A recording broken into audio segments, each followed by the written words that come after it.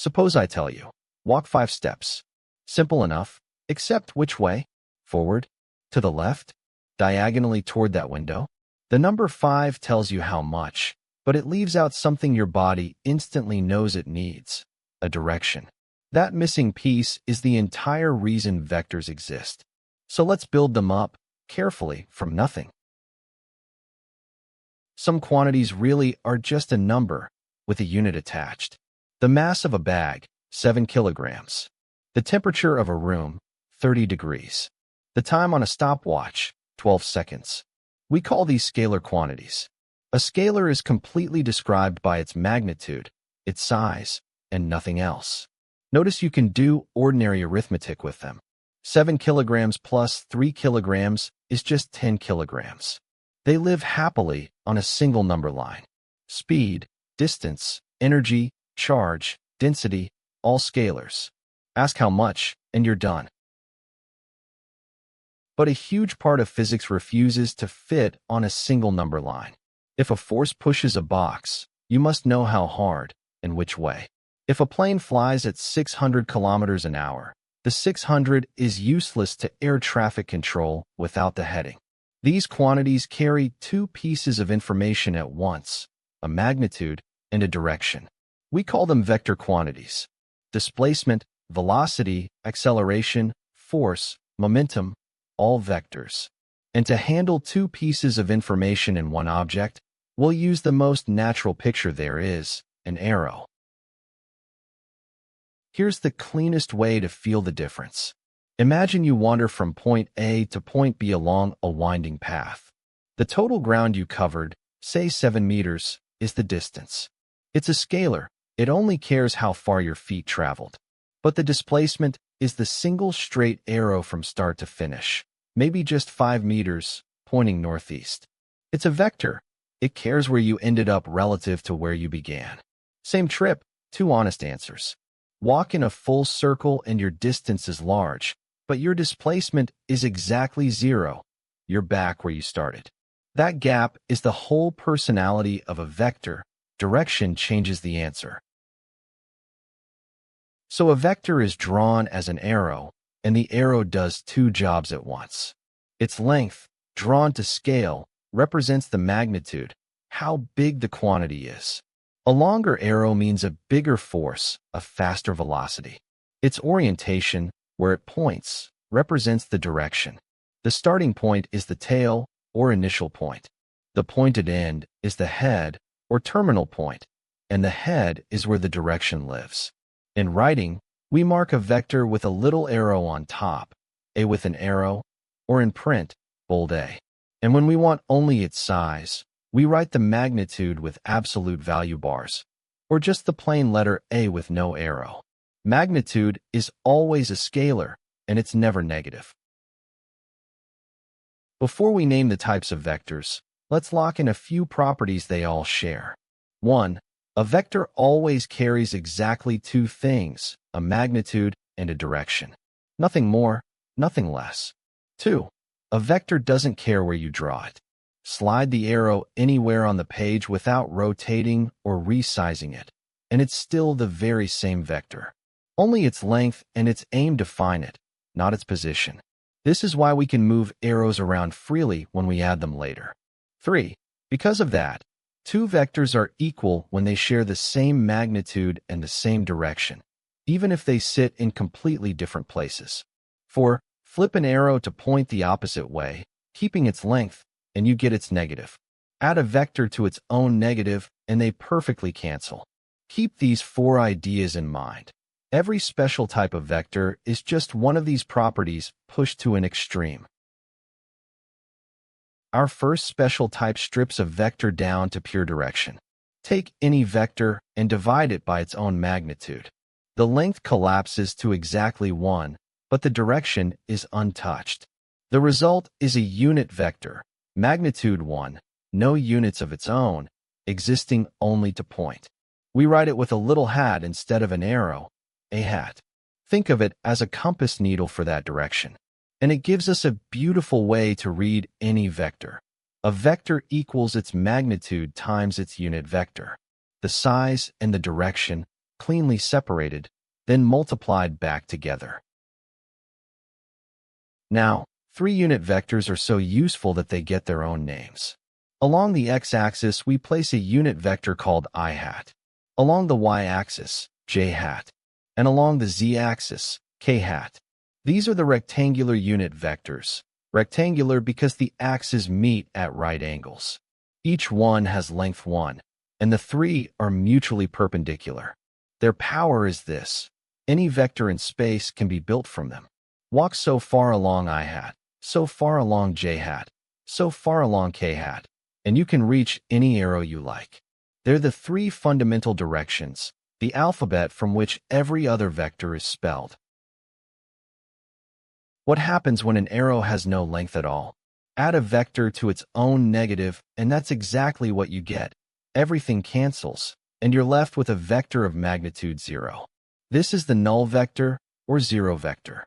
Its magnitude is 0, and its direction is simply undefined. There's no length left to point with. It seems trivial, but it matters. It's the vector you get when forces balance, or when a moving object returns exactly to its start. 0 displacement is still a vector, the null vector. Here's the rule for sameness. 2 vectors are equal when they have the same magnitude and the same direction. Full stop. It does not matter where on the page they sit. These 2 arrows start in totally different places, but measure the same length and lean the same way. So they are equal vectors. Slide one onto the other, and they vanish into a single arrow. Position is irrelevant. Only size and direction decide. Closely related, opposite vectors, also called negative vectors. 2 vectors are opposite when they have the same magnitude but exactly opposite directions. One points one way, the other points back along the same line. We write one as the negative of the other. They're equal in size, mirror images in direction. A ball thrown up, and the same ball falling down at the same speed, same magnitude of velocity, opposite directions. Those velocity vectors are opposites. Now a subtle but exam favorite distinction. Like vectors are vectors that point in the same direction, and that's the only requirement. Their magnitudes can be completely different. A short arrow and a long arrow, both aimed the same way, are like vectors. Notice this is weaker than equal. Equal vectors must match in both size and direction. Like vectors only need to match in direction. Flip one of them around, and now they point in opposite directions. These are called unlike vectors. So, same direction, like, opposite direction, unlike. Magnitude doesn't enter into it. Zoom out and group several of these together, and you get collinear vectors. Vectors are collinear when they all lie along the same straight line, or along parallel lines. In other words, they share a single direction axis. They don't have to be the same length, and they don't even all have to point the same way. As long as they're parallel, some pointing forward, some backward along that one line, they're collinear. So like vectors and unlike vectors are both special cases of collinear vectors. Collinear is the big umbrella, all parallel to one line. How do we pin down where something is? With a position vector. Pick a fixed origin, O. The position vector of a point P is simply the arrow drawn from the origin straight to P. Using our rectangular unit vectors, it reads off beautifully. Go X units along I hat, Y units along J hat, Z units along K hat. That sum is the position vector, usually written R. Its magnitude, the straight line length from O to P, comes straight from the Pythagorean theorem, the square root of x squared plus y squared plus z squared. One arrow, anchored at the origin, encodes a complete location in space. The radius vector is the same idea, set in motion. When a particle moves along a path, the arrow from the fixed origin to the particle's current position is its radius vector. As the particle travels, this arrow sweeps and stretches, tracking it moment to moment. So a radius vector is just a position vector that we're watching change with time. The live, instantaneous, where is it right now, arrow. Because it constantly points from the origin out to the particle, like a spoke from a hub, we call it the radius vector. Position vector and radius vector mean essentially the same arrow. Radius vector simply emphasizes that the point is on the move. Last special type, and a slightly unusual one, the reciprocal vector. Take a vector A. Its reciprocal points in the exact same direction, but its magnitude is flipped to 1 over the original. So if A has magnitude 4, its reciprocal has magnitude 1/4, aimed the same way. Written out, it's the unit vector A hat, scaled by 1 over the magnitude of A. The neat consequence, a vector and its reciprocal have magnitudes that multiply to 1, just like a number and its reciprocal. Same direction, inverted size. Let's gather everything in one frame. A unit vector, pure direction, length 1.